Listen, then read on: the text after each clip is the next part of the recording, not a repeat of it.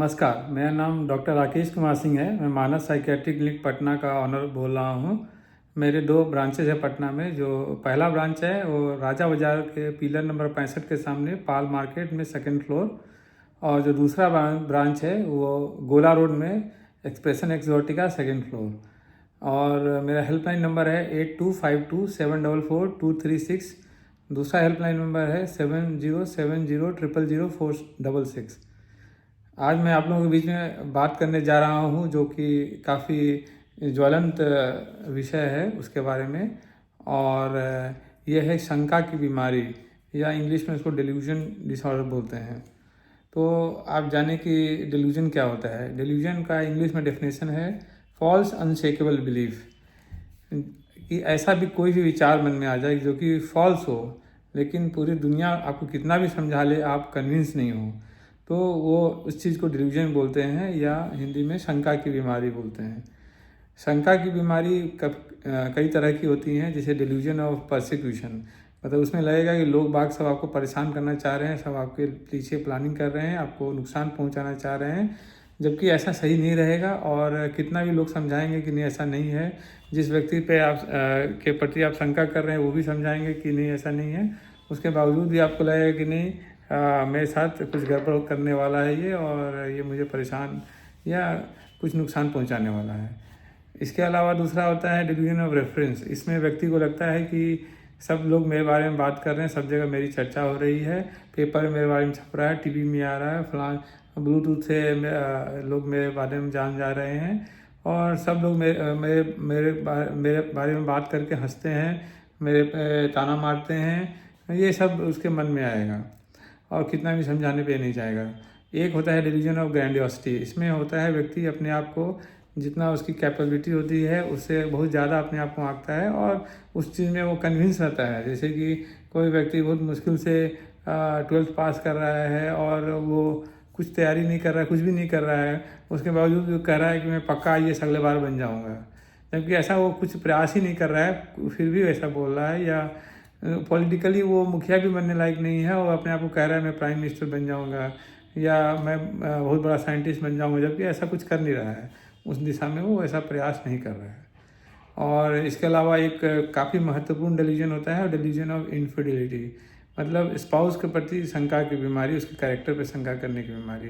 Delusion of infidelity आजकल काफ़ी common हो गई है। इसमें पति अपने पत्नी पे या पत्नी अपने पति पे फालतू का शंका करते हैं, जबकि कोई सच्चाई नहीं होती है, लेकिन उनको लगता है कि इनका किसी के साथ अफेयर है, और वो स्ट्रांगली इस चीज़ को मन में बिलीव करते हैं, और आगे वाले पार्टनर को इतना तंग कर देते हैं कि उसका जीना आराम हो जाता है। हाँ, और कई बार आप सुनेंगे कि फला व्यक्ति ने अपनी पत्नी का हत्या कर दिया क्योंकि उसको शंका थी उसका किसी के साथ अफेयर है, जबकि जब इन्वेस्टिगेशन होता है तो पता चलता है ऐसा कुछ था नहीं। और रिवर्स वे में किसी पत्नी को लगता है कि मेरे पति का किसी महिला के साथ या और बहुत सारी महिलाओं के साथ संबंध है, लेकिन ऐसा कुछ रहता नहीं है। कोई व्यक्ति उसकी इस थॉट को वैलिडेट नहीं करता है, तो इसको बोलते हैं डेल्यूजन ऑफ इनफिडेलिटी। इसके अलावा एक हाइपोकॉन्ड्रियकल डेल्यूजन होता है।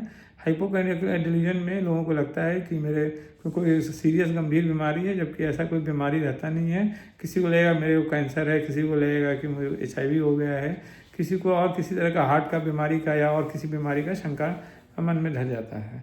और कितना भी समझाने, कितना भी जांच में नॉर्मल निकलने के बावजूद भी, मल्टीपल डॉक्टर को दिखाने के बावजूद भी वो कन्विंस रहता है कि उसको बीमारी है और डॉक्टर पकड़ नहीं पा रहे हैं। इसके अलावा भी बहुत सारे डेल्यूजन्स होते हैं, जैसे डेल्यूजन इन्फेस्टेशन, जिसमें लगेगा कि शरीर में कीड़ा रेंग रहा है, और भी बहुत सारे ऐसे डेल्यूजन्स होते हैं। निहिलिस्टिक डेल्यूजन होता है। निहिलिस्टिक डेल्यूजन में व्यक्ति को लगता है कि सब कुछ खत्म होने वाला है, शरीर सड़ जाएगा, और इस तरह के मन में विचार आते हैं। तो डेल्यूजन बेसिकली एक तरह का साइकोसिस है। साइकोसिस मतलब कि आपके रियलिटी कांटेक्ट माइंड का नहीं है, और डेल्यूजन किसी को है तो ये सिर्फ काउंसलिंग से नहीं ठीक होता है, इसको प्रॉपर इलाज कराना होता है। एंटीसाइकोटिक मेडिसिन चलती है, और ठीक होने में 1.5 महीने से 3 महीने लगते हैं, और दवा तकरीबन 9 महीने से 2 साल तक चलती है। तो किसी व्यक्ति को अगर डेल्यूजन है और वो 1 महीने से ज़्यादा दिन से अगर है उसके दिमाग में और उसके विचार में, तो उसको नियरेस्ट साइकियाट्रिस्ट के पास लाएँ और उसका प्रॉपर इलाज कराएँ। दवाइयाँ इसमें काफ़ी सेव होती हैं। डेल्यूजन अलग से बीमारी के अलावा स्किज़ोफ्रेनिया और या बाइपोलर डिसऑर्डर, मैनिक साइकोसिस में या एक्यूट साइकोसिस में भी डिल्यूजन्स मिलते हैं। इसके अलावा डिलीरियस स्टेट, अल्कोहल विड्रॉल का डिलीरियम, जिसे डिलीरियम ट्रेमेंस बोलते हैं, या अल्जाइमर्स के टर्मिनल स्टेज में भी डिल्यूजन पाए जाते हैं। अगर डिल्यूजन है तो उसका इलाज कराना है और दवाओं से इसका इलाज होता है। इसमें कोई काउंसलिंग खास काम नहीं करती। हाँ, सपोर्टिव काउंसलिंग जरूर थोड़ा बहुत हेल्प करता है, लेकिन मरीज़ को दवा ज़रूर खाना चाहिए और साइकियाट्रिस्ट को ज़रूर दिखाना चाहिए। इसके अलावा सही समय पर सोना, सही समय पर उठना, 1 घंटा रेगुलर व्यायाम करना और संतुलित भोजन करना और किसी भी तरह के रेगुलर नशा से दूर रहना, जैसे कि टोबैको, अल्कोहल, गांजा, भांग और या कोई भी स्मैक या ब्राउन शुगर, ये सब से दूर रहना। तो डिल्यूजन पूर्णतः ठीक होने वाली बीमारी है, बशर्ते इसका सही समय पे और पूरे कोर्स इसका पूरा किया जाए और मरीज को साइकियाट्रिस्ट को दिखाया जाए। नमस्कार।